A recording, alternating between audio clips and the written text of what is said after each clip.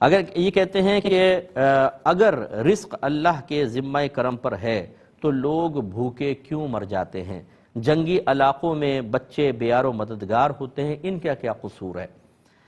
دیکھیں، ایک تو لفظ اگر سے جو ہے نا وہ شک پیدا ہوتا ہے، اور اللہ تبارک و تعالیٰ کی کسی بھی وعدے پر شک کا اظہار کرنا یہ بڑا خطرناک ہوتا ہے۔ اگر وہ بھائی ہمیں سن رہے ہیں تو انہیں چاہیے کہ احتیاطاً تجدید ایمان، تجدید نکاح کر لیں، کیونکہ اللہ تعالیٰ نے واضح طور پہ قرآن میں فرمایا کہ وَمَا مِن دَابَّةٍ فِي الْأَرْضِ إِلَّا عَلَى اللَّهِ رِزْقُهَا،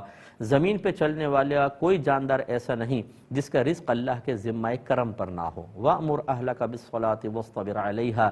لَا نَسْأَلُكَ رِزْقًا نَحْنُ نَرْزُقُكَ، اپنے گھر والوں کو نماز کا حکم دے اور خود بھی اس پر ثابت قدم رہ، ہم تم سے رزق کا سوال نہیں کرتے، رزق تو ہم تمہیں عطا فرمائیں گے۔ جب یہ وعدہ خداوندی موجود ہے تو اگر کا لفظ اگر اللہ تعالیٰ کے ذمہ ہے تو اس لیے یہ مناسب نہیں۔ بہرحال تو بالکل اللہ کے ذمہ کرم پر ہے۔ اب لوگ بھوکے کیوں مر جاتے ہیں اس کے بارے میں میں عرض کرتا ہوں۔ ایک پہلے کالر ہمارے ساتھ ہیں، اس کا میں جواب دے رہا تھا، تو یاد رکھیے کہ اللہ کا وعدہ بالکل حق ہے، لیکن اس نے یہ وعدہ کہاں کیا ہے کہ میں کسی کو بھوکا نہیں ماروں گا،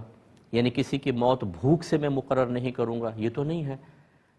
رزق اللہ کے ذمہ کرم پر ہے، جب تک کسی کا رزق اللہ کا ارادہ ہے وہ اللہ ہی اس کو عطا فرمائے گا، ملے گا۔ لیکن اللہ تعالیٰ نے اگر کسی کے بارے میں ارادہ کیا ہوا ہے کہ اس کو بطور آزمائش بھوکا ہی وفات دینی ہے، دنیا سے رخصت کرنا ہے، تو پھر یہ تو نہیں ہے کہ اللہ نے یہ فرمایا کہ اگر یہ ساتھ ہوتا کہ